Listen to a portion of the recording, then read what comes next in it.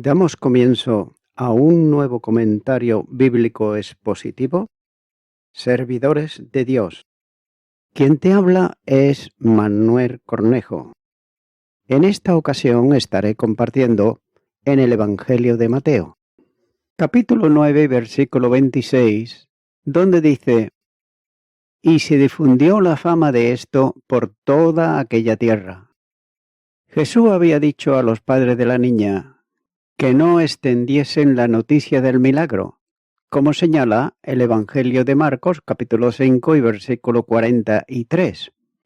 Sin embargo, no podía detenerse aquella noticia del prodigio operado por Jesús, de manera que se difundió la fama de esto por toda aquella tierra. También es interesante la forma literal que aparece en el texto griego, cuando dice que salió la fama esta a toda la tierra aquella. Es la única resurrección de muertos que recoge Mateo en su Evangelio. No había lugar donde se comentase la resurrección de la niña del principal de la sinagoga, y la fama de Jesús se extendía cada vez más. De manera que no he de extrañar que los líderes religiosos y políticos de la nación estuviesen ellos seriamente preocupados por eso. Y en la misma medida que aumentaba la fama del Señor, así también disminuía la de ellos. El poder de la religión había dado paso al poder de la vida, ya que no eran palabras ni ritos, eran obras de omnipotencia que salían de la autoridad de Jesús de Nazaret. Continuará con el versículo 27, donde dice: «Pasando Jesús de allí, le siguieron dos ciegos, dando voces y diciendo: Ten misericordia de nosotros, hijo de David». Los dos milagros de estos dos párrafos del Evangelio son relatados exclusivos de Mateo, que no figuran en los otros sinópticos. Y esta circunstancia ha llevado a liberales para negar la historicidad de los milagros, proponiendo que se consideren como una combinación de otros, tomados tal vez de Marcos capítulo 10, versículos 46 al 52 y capítulo 8, los versículos 22 al 26. Pero esto no es sino una propuesta más que pretende ensombrecer la historia del Evangelio según Mateo, sin fundamento alguno. Y como de costumbre, Mateo vincula el relato con lo que antecede mediante expresiones indefinidas de tiempo, en este caso pasando de allí, con lo que procura establecer un nexo de unión entre los milagros que agrupa en el pasaje. Jesús había salido de la casa de Jairo, saliéndole al encuentro dos ciegos, que le seguían con las gentes que siempre iban con él, y los dos discípulos, hasta la casa en donde se hospedaba. Y los dos ciegos, gritando, pedían misericordia, ya que le decían: «Ten compasión de nosotros». Posiblemente los dos ciegos estaban juntos en su miseria y en las actividades de pedir limosna a los transeúntes, ayudándose mutuamente en su necesidad. Note que un ciego en tiempo de Jesús era una de las más miserables personas en la sociedad. Pero también es necesario observar que aquellos ciegos que pedían compasión llamaban a Jesús Hijo de David. Y este es un título mesiánico. La gente en Israel esperaban el cumplimiento de las profecías que anunciaban la venida del Mesías. Los milagros que el Señor realizaba, el anuncio de las buenas noticias del reino de Dios, la satisfacción de las necesidades de las multitudes, se habían extendido por todas las poblaciones. Y el milagro de la resurrección de la hija de Jairo, con toda seguridad, había conmocionado la sociedad. De manera que no he de extrañar que aquellos dos ciegos llegasen a la conclusión que Jesús era el enviado, el Mesías, y por tanto el hijo de David, como los profetas habían anunciado en Isaías, capítulo 11, versículo 1, Jeremías, capítulo 23, versículo 5, Ezequiel, capítulo 34, versículo 23. Note que aquellos que estaban desposeídos de la visión física podían, sin embargo, apreciar en su intimidad la luz del Espíritu, que revelaba para ellos la realidad de quién era Jesús. Pero note que mientras que los líderes religiosos, ellos permanecían incrédulos y procuraban apartar del pueblo la idea de que Jesús era el Cristo de Dios, los ciegos, marginados sociales, ellos conocían claramente quién era el Señor. Los dos ciegos se ayudaban mutuamente e incluso en la petición de ayuda. Note que decían, Hijo de David, ten misericordia de mí, sino de nosotros. Aquellos dos, ellos conocían con toda seguridad que el poder de Jesús podía obrar un milagro que les devolviera la vista a ambos. Así que no era preciso procurar egoístamente la sanidad individual, por si acaso los recursos de la gracia no alcanzaban para ambos. Pero la misericordia de Dios es siempre más grande que las más grandes miserias de los hombres.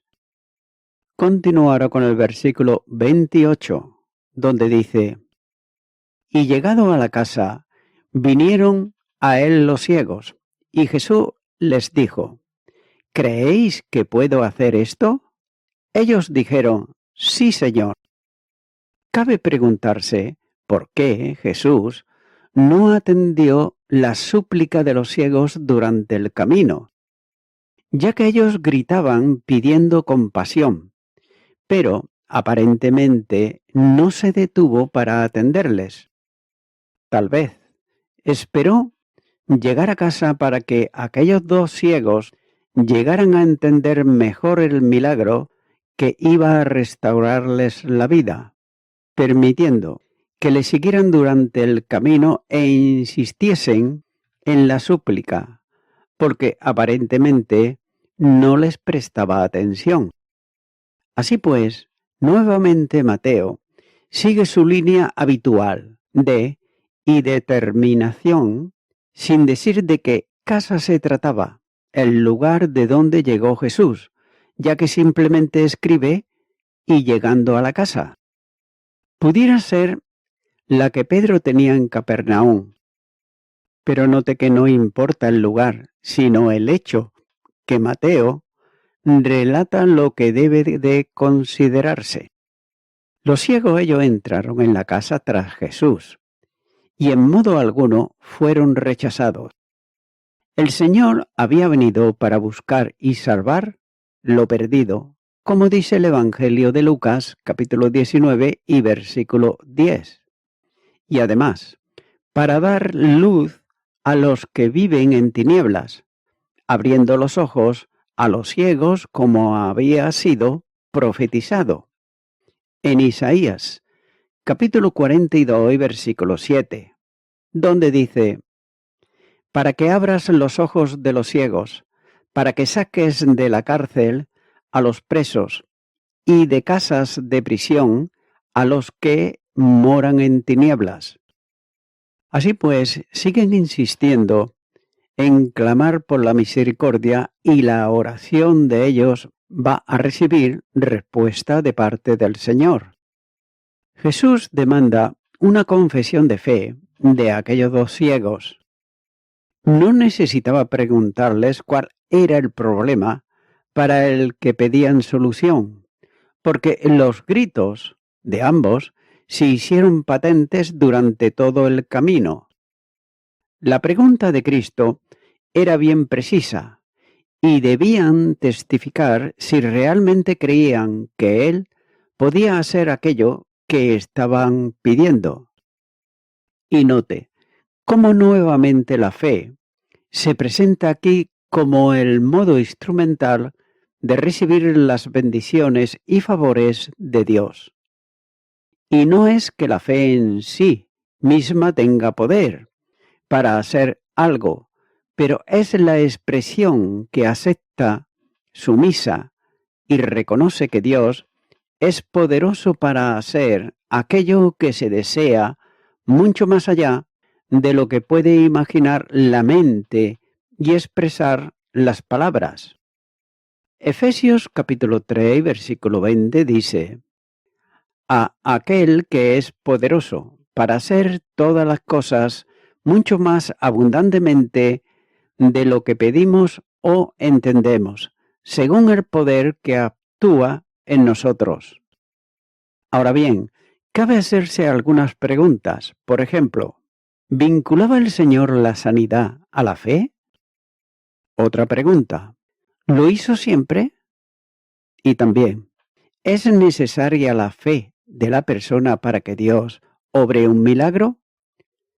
Téngase en cuenta que hay muchas ocasiones en las que los milagros se produjeron independientemente a la fe, o por lo menos la Escritura no los vincula con ellos. Por ejemplo, el Evangelio de Lucas, capítulo 17 y versículo 17 dice: respondiendo Jesús dijo: ¿no son 10 los que fueron limpiados? ¿Y los 9? ¿Dónde están? Los hombres pueden producir convicciones, pero solo la gracia de Dios puede producir la fe. Aquellos ciegos llamaban a Jesús el Hijo de David, pero ahora demandan una manifestación de fe que reconociera que el Hijo de David es también el Hijo de Dios, por tanto, poderoso para hacer un milagro, porque es prerrogativa divina tanto el perdonar pecados como operar milagros, porque solo el Señor es el que abre los ojos a los ciegos. El Salmo 146 y versículo 8 dice: Jehová abre los ojos a los ciegos, Jehová levanta a los caídos, Jehová ama a los justos. La respuesta de ambos no se hace esperar. Con una afirmación categórica responden: sí, Señor. Luego, en una nueva manifestación de reconocimiento, dejan de llamarle Hijo de David para llamarle Señor. La palabra tiene que ver generalmente con uno de los títulos que se dan a Dios. Aquellos hombres tenían una fe sólida, ya que reconocían en Jesús al Mesías, al Cristo de Dios enviado, y por lo menos atisbaban la condición divina por la que podía obrar milagros. Continúa ahora con el versículo 29, donde dice: entonces les tocó los ojos, diciendo: conforme a vuestra fe os sea hecho. Cuando aquellos ciegos clamaron por misericordia, Jesús les demandó fe. Note que no les preguntó solo si estaban seguros que podía curarles, sino si creían en Él y, por tanto, en su poder.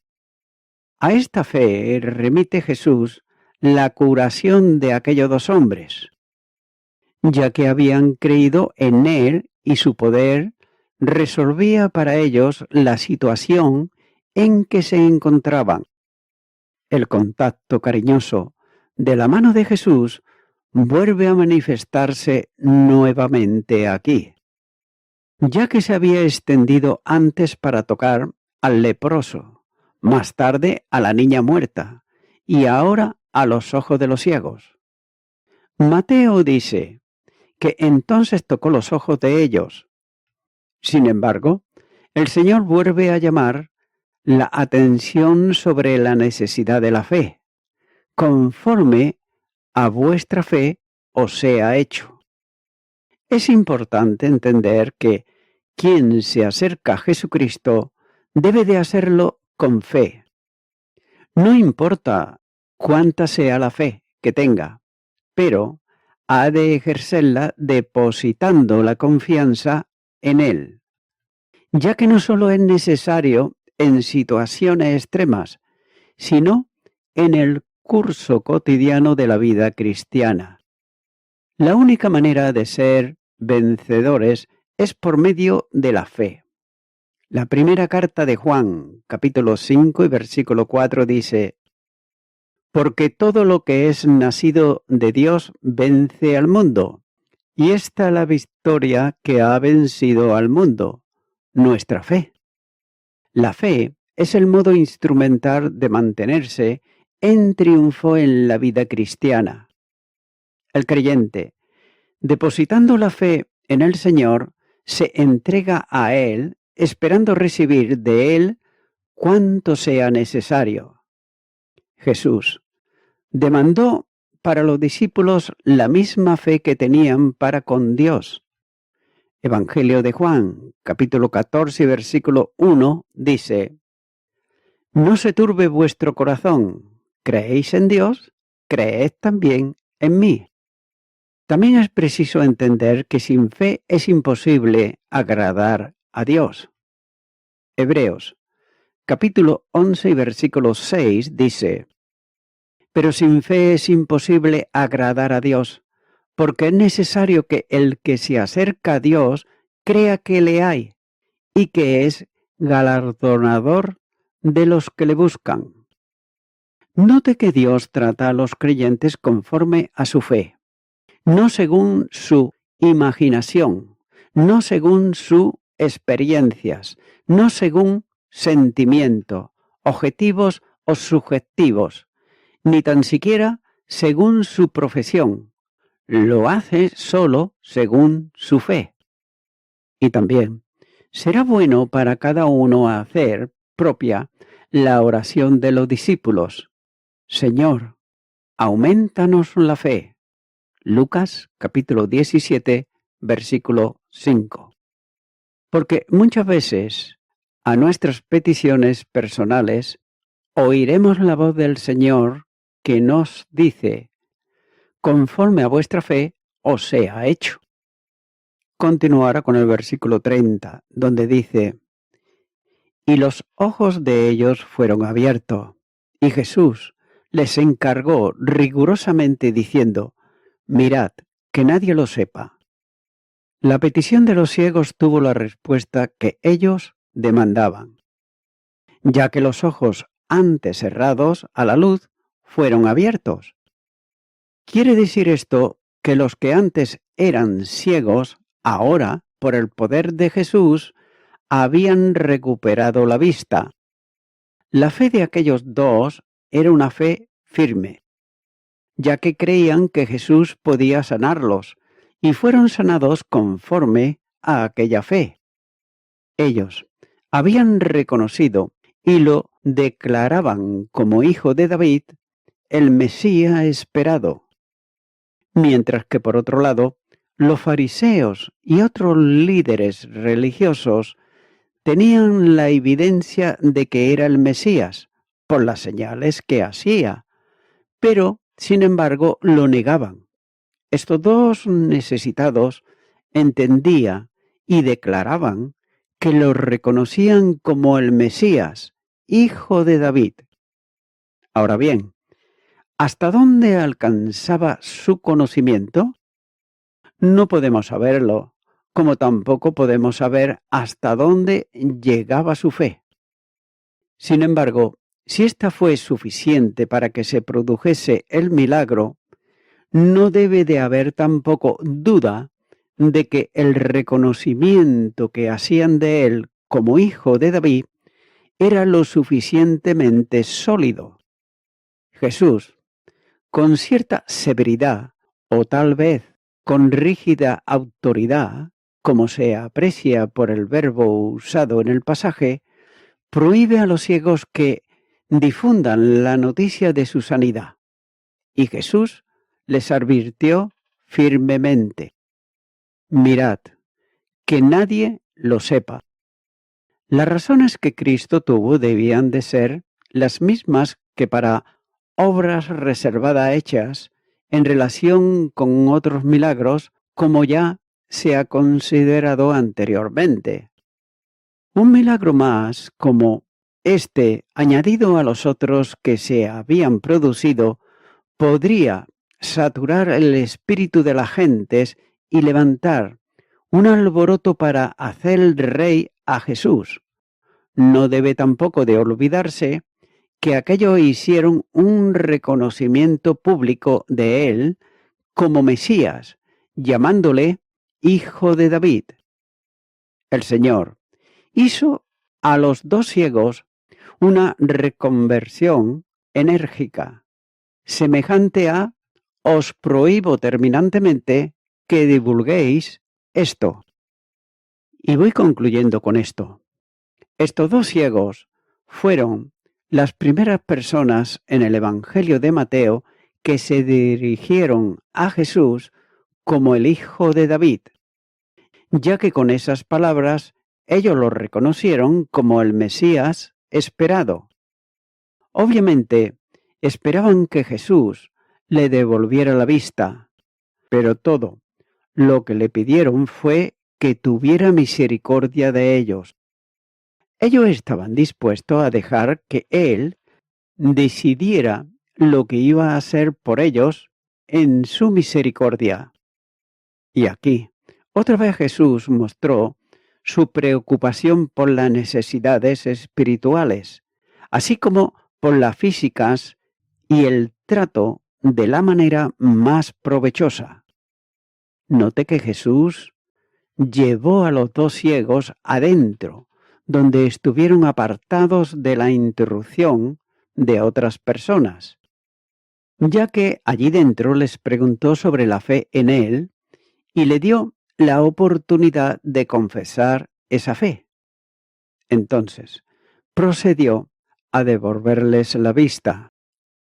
Como en ocasiones anteriores, Jesús le dijo que no hablaran de este milagro a nadie, ya que Jesús todavía estaba más interesado en tratar las necesidades espirituales de las gentes y, ante todo, no quería que lo conocieran por curar los males corporales, ni quería dedicar mucho tiempo a esa clase de servicio, ya que en la tierra había muchas personas afligidas físicamente, y Jesús nunca rechazó a nadie que necesitaba curación corporal.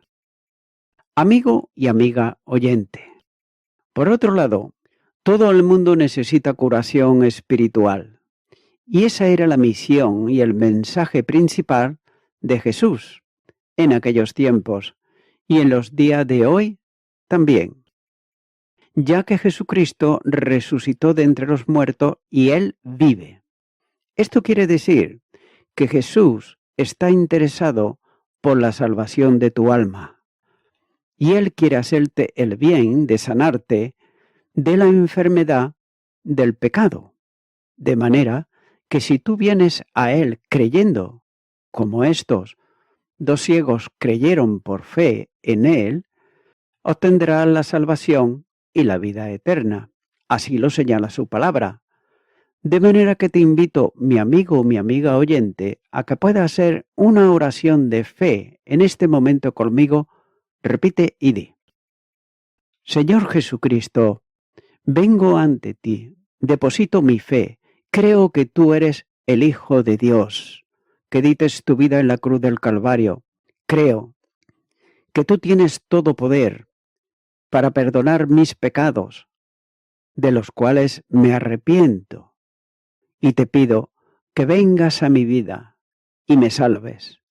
En tu nombre, amén. Amigo y amiga oyente, si tú has hecho esta oración de corazón, te recomiendo que comiences a orar a Dios en primer lugar, en el nombre del Señor Jesucristo. Orar a Dios no es rezar, sino que es hablar con una persona. También te recomiendo que leas la palabra de Dios y lo hagas a diario. Comienza, por ejemplo, con el Nuevo Testamento. Y también, por último, te recomiendo que para que puedas crecer espiritualmente, te congregues en una iglesia cristiano-evangélica, donde se predique, se enseñe y se practique la sana doctrina y la palabra de Dios. Congrégate ahí y con el tiempo podrás crecer espiritualmente y también servir al Señor Jesucristo. Que Dios te bendiga. Y a toda la audiencia, nuevamente ya me estoy despidiendo de todos ustedes y será hasta el próximo programa. Que Dios os bendiga a todos.